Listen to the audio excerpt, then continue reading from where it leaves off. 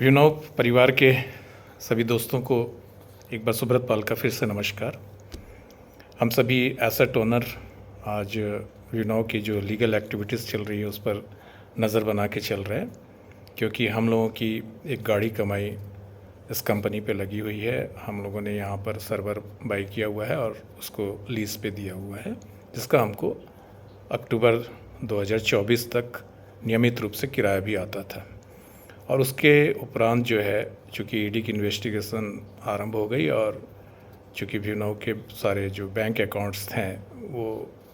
Fridge हो जाने से हम लोगों का जो किराया है वो तब से रुक गया है। तो इसी सिलसिले में जो कोर्ट्स में अभी हम लोगों के केस या व्यूनॉव से संबंधित, चूँकि हम लोग इसलिए बोलते हैं क्योंकि हम लोग व्यूनॉव में हम लोग अभी इन्वेस्ट किए हैं या पार्टिकल ख़रीदे हैं, तो हम लोगों को अभी कोर्ट में सुना जा रहा है, व्यूनॉव के केस को देखा जा रहा है और जैसे जैसे समय बीतते जा रहा है बहुत सारी रिलीफ्स हम लोगों को मिलती जा रही हैं। आज 18 अप्रैल को पीएमएलए कोर्ट में हियरिंग थी। पीएमएलए कोर्ट में हियरिंग सभी को मालूम है कि जो हाई कोर्ट से जो पीएमएलए कोर्ट के कॉग्निजेंस को पिछले 2-3 महीना पहले जो है उसको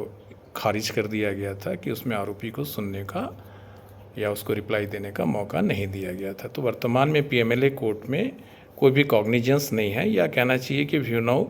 के प्रति कोई मुकदमा नहीं चल रहा है और मुकदमा लिया जाना है प्रॉपर कानूनी रूप से रिप्लाई का पूरा मौका देते हुए। तो आज 18 अप्रैल को पीएमएलए कोर्ट जालंधर में हियरिंग थी और आज की जो हियरिंग थी उसके संबंध में मैं थोड़ा अपडेट देना चाहूँगा। लेकिन उस अपडेट देने के पहले मैं पिछली हियरिंग के बारे में कुछ बात करना चाहूँगा कि पिछली हियरिंग में हमारे एडवोकेट्स के द्वारा 2 बिंदुओं पर जानकारी चाहिए गई थी या रिप्लाई मांगा गया था। पहला कि फेमा जो ईडी के द्वारा जो पहली कार्रवाई की गई थी हमारी कंपनी के विरुद्ध, वो फेमा की कार्रवाई की गई थी और फेमा की कार्रवाई करके जो बैंक अकाउंट हैं व्यूनॉव के वो फ्रीज़ कर दिए गए थे। लेकिन बाद में फेमा की कार्रवाई पे जो बैंक अकाउंट फ्रीज़ हुए थे वो शायद अनफ्रीज़ हो गए थे। उसके बाद जो पीएमएलए लगा तो उसमें फिर बैंक अकाउंट फिर से फ्रीज़ हो गए थे। तो हमारे एडवोकेट ने पिछले पेशी में, पिछले हियरिंग में 2 बिंदुओं पर जानकारी मांगी थी या रिप्लाई मांगा था या रिकॉर्ड मांगा था। पहला कि फेमा रिकॉर्ड हमको पेश किया जाए और दूसरा मांगा था कि जो प्रेडिकेट ऑफेंस मतलब ईडी के द्वारा पहली कार्रवाई जो नोएडा में गौतम बुद्ध नगर थाने में एफआईआर करके और पीएमएलए की कार्रवाई स्टार्ट की गई थी, तो वो जो एफआईआर है उसमें जब तक जांच पूरी होके उसका चालान कंसर्न न्यायालय में नहीं पुटअप हो जाता है तब तक यहाँ पर पीएमएलए की कार्रवाई में स्टे दे दिया जाए। ये 2 बिंदुओं पर हमारे लीगल एडवोकेट्स के द्वारा पिछली हियरिंग में जो है ये 2 एप्लीकेशन पुटअप किए गए थे। इन दोनों एप्लीकेशंस में आज ईडी के एडवोकेट के द्वारा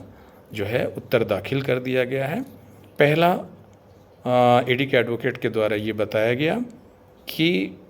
गौतम बुद्ध नगर थाना में जो एफआईआर हुई थी उसके संबंध में गौतम बुद्ध नगर थाना के द्वारा जांच पूरी कर ली गई है और जांच पूरी करने के उपरांत चालान जो है उत्तर प्रदेश के कंसर्न न्यायालय में चालान पेश कर दिया गया है। ये जो चालान पेश हुआ है इसकी कॉपी आज ईडी के एडवोकेट्स के द्वारा कोर्ट में सप्लाई की गई और उसकी एक कॉपी हमारे एडवोकेट्स को भी दी गई है। जब ये कॉपी मिल गई तो हमारे जो आज प्रॉक्सी एडवोकेट्स जो कोर्ट में उपस्थित थे वो हमारे जो रेगुलर एडवोकेट्स हैं उनसे मौखिक रूप में चर्चा किए और चर्चा के उपरांत कोर्ट में उन्होंने ये कहा कि चूँकि हमको इस एप्लीकेशन पर रिप्लाई मिल गया है इसलिए अब हम इस एप्लीकेशन पे आगे नहीं कुछ करना चाहते हैं। तो उस पर कोर्ट ने इस एप्लीकेशन को, जो स्टे वाली एप्लीकेशन थी, उसको खारिज कर दिया, चूँकि हमको उस पर आंसर मिल गया और जो नोएडा में जो एफआईआर हुआ था उसके चालान की कॉपी हमको मिल गई। दूसरा था पिछले हियरिंग में कि फेमा का रिकॉर्ड मांगा गया था हमारे एडवोकेट्स के द्वारा, तो आज ईडी के एडवोकेट्स के द्वारा फेमा के रिकॉर्ड के संबंध में उसका भी रिप्लाई प्रोड्यूस कर दिया गया कोर्ट में, जिस पर हमारे एडवोकेट्स के द्वारा वो जो फेमा का जो रिप्लाई पुटअप हुआ है उस पर बहस करने के लिए अनुमति चाही गई, प्रार्थना किया गया कोर्ट, माननीय कोर्ट से, और माननीय कोर्ट जो है उसको स्वीकार करते हुए फेमा के संबंध में रिप्लाई पे जो भी बहस करनी है उसके लिए आगे की तारीख जो है 2/5/2026 मुकर्रर की है। मतलब 2 मई को जो आज रिप्लाई जो पुटअप हुई है फेमा के संबंध में, उस पर बहस होनी है। इसके बाद फिर जाके आगे जो भी कार्रवाई होंगी। तो इस तरह से जो पीएमएलए कोर्ट में भी यदि हमारे केस को जो देखा जा रहा है या जिसमें डेवलपमेंट हो रहा है, हमारे काबिल अधिवक्ताओं के द्वारा जिस तरह से हमारे पक्ष को रखा जा रहा है, उसके संबंध में हम लोग जो है पूरी तरह से आश्वस्त रहें कि हमारी जो लीगल फाइट्स है वो सही रूप में, सही दिशा और दशा की ओर जा रही है। तो ये रहा आज के हियरिंग के संबंध में आप लोगों को जो भी अपडेट देना था। सेकंड अपडेट ये है कि 20 तारीख को आरिफ सर की बेल की हियरिंग है, जो कि पिछले जो डिम्पल मैडम की बेल हुई उस दिन भी उनकी थी, लेकिन उस दिन कोर्ट के द्वारा नहीं लिया गया। तो 20 अप्रैल जो है ये मुकर्रर किया गया उनकी हियरिंग के लिए। तो ईश्वर से प्रार्थना करते हैं कि ईश्वर करे कि 20 अप्रैल को आरिफ सर के बेल की हियरिंग हो, और हम तो यही चाहेंगे कि हमारे साथ जो है पॉजिटिव चीज़ें हों, आरिफ सर की बेल हो जाए। लेकिन हो सकता है कोर्ट की कुछ माननीय कोर्ट की कुछ कार्रवाइयाँ रहती हैं, हो सकता है एक आध 2 डेट भी मिल सकती है, एक आध डेट भी मिल सकती है, ऑर्डर रिजर्व भी रह सकता है। तो उसको लेके हम लोगों को किसी भी प्रकार से नेगेटिव नहीं होना है। हमको सुना जा रहा है कोर्ट में, और हम लोगों के साथ में धीरे धीरे रियायत भी बढ़ती जा रही है, जैसा कि मैडम की बेल हाई कोर्ट से स्वीकृत हो चुकी है। चूँकि मैडम अभी रिहा नहीं हुई हैं, क्योंकि कुछ छोटे छोटे FIRs हुए हैं, उसमें भी नियमतः बेल लेनी होती है कंसर्न्ड कोर्ट से। तो वहाँ भी बेल की एप्लीकेशन लग के वो बहुत जल्दी मैडम उन लोगों के सामने बाहर आ जाएंगी। अब मैं थोड़ा सा बात करूँगा कि पिछले 17 मार्च को एक और मैं अपडेट दिया था कि जो एडुकेटिंग अथॉरिटी में चूँकि चालू भाषा में बोलता हूँ, एक्चुअल में वो अपीलेट ट्रिब्यूनल की बात है। तो अपीलेट ट्रिब्यूनल में जो व्यूनव अपने बैंक अकाउंट अनफ्रीज कराने के लिए गई हुई है, तो उसका डेट भी जो है 18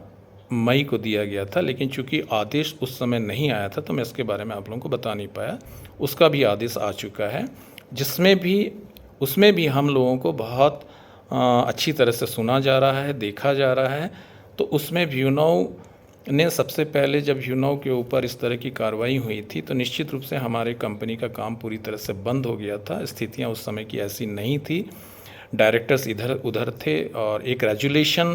पास होके जो है ये अपील जो है एडुकेटिंग अथॉरिटी या अपीलेट ट्रिब्यूनल में किया जाता है, जो नहीं हो सका था, और उसमें थोड़ा 35 से 39 दिन का समय व्यतीत हो गया था। तो उस जो समय व्यतीत हो गया था या जो देरी हो गई थी, उसके लिए माफ़ीनामा कोर्ट अपीलेट ट्रिब्यूनल के यहाँ प्रोड्यूस करते हुए बैंक अकाउंट अनफ्रीज करने का वहाँ एप्लीकेशन दाखिल हुआ है। कोर्ट ने उन कारणों को, व्यूनव के उन कारणों को, देरी के कारणों को देखा, समझा और उसको स्वीकार किया। हालांकि ईडी के एडवोकेट्स के द्वारा इस संबंध में जो है ऑब्जेक्शन जरूर किया गया था, लेकिन कोर्ट ने उसको नहीं माना, और कोर्ट ने व्यूनव को पूरी रियायत दी और कारण सही पाया, और उस देरी के लिए माफ़ करते हुए आगे की कार्रवाई बढ़ाया उन्होंने। चूँकि बैंक अकाउंट अनफ्रीज के लिए एप्लीकेशन दाखिल हुई है, तो उसके संबंध में और भी अपील्स हैं साथ में, उसके संबंध में ईडी के एडवोकेट्स को नोटिस पहले ही जा चुका था अपीलेट ट्रिब्यूनल के द्वारा में। चूँकि अभी तक उनके द्वारा रिप्लाई प्रोड्यूस नहीं हुआ है, तो कोर्ट ने इस बार अंतिम फाइनल जो है समय देते हुए, 6 हफ्तों का समय देते हुए 18 मई 2026 तक का उन्हें समय दिया है कि 18 मई 2026 तक वो उन सारे अपीलों का और बैंक अकाउंट अनफ्रीज के संबंध में जो एप्लीकेशन व्यूनव के द्वारा दिया है उस पर उत्तर दाखिल कर दें, ऐसा निर्देश ईडी के एडवोकेट्स को दिया गया है। तो ये सारी चीज़ें हम जो देख रहे हैं अभी, जिस तरह से डेवलपमेंट हो रहे हैं हमारे व्यूनव केस में, तो उसको लेके मैं शुरू से कहता हूँ कि कहीं से भी हम लोगों के नेगेटिव्स कुछ पॉइंट्स नहीं आ रहे हैं, बल्कि थोड़े थोड़े डेवलपमेंट होके हम जो है आगे जा रहे हैं कि हमको आने वाले समय में रिलीफ मिल रही है और मिलती जाएंगी। तो हम जैसा कि अभी तक इतने महीनों से इस कंपनी के लिए, जो कि एक हिंदुस्तान की एक बहुत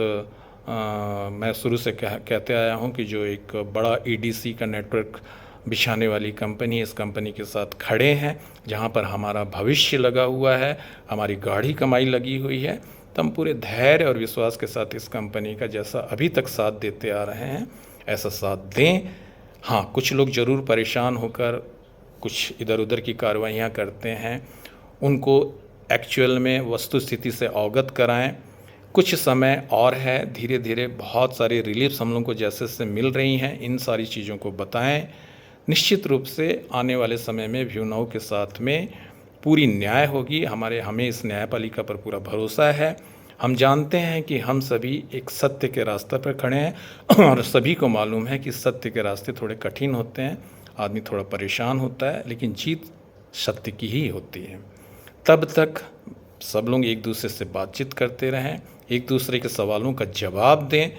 क्योंकि बहुत लोग को अपडेट नहीं हो पाता है, उनको समझ में नहीं आ पाता है कि क्या चल रहा है, नहीं चल रहा है। लेकिन आपके बात करने से हो सकता है कि उनको सारे अपडेट्स मिल जाएं। तो ऐसा ही आशा रखता हूं मैं हमारे सारे व्यू नाउ फैमिली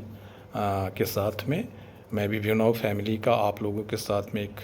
हमेशा अपडेट देने की कोशिश करता हूं, जो मुझे कोर्ट के ऑर्डर्स से मिलते हैं। तो मैं हमेशा व्यू नाउ के साथ खड़ा हूं और आशा है आप सभी भी व्यू नाउ के साथ हमेशा खड़े रहेंगे। और भगवान से यही प्रार्थना है कि बहुत जल्दी हम लोगों को इस कठिन परिस्थिति से निकाले और हमारा जो भविष्य है व्यू नाउ के साथ वो हमेशा उज्ज्वल रहे। धन्यवाद।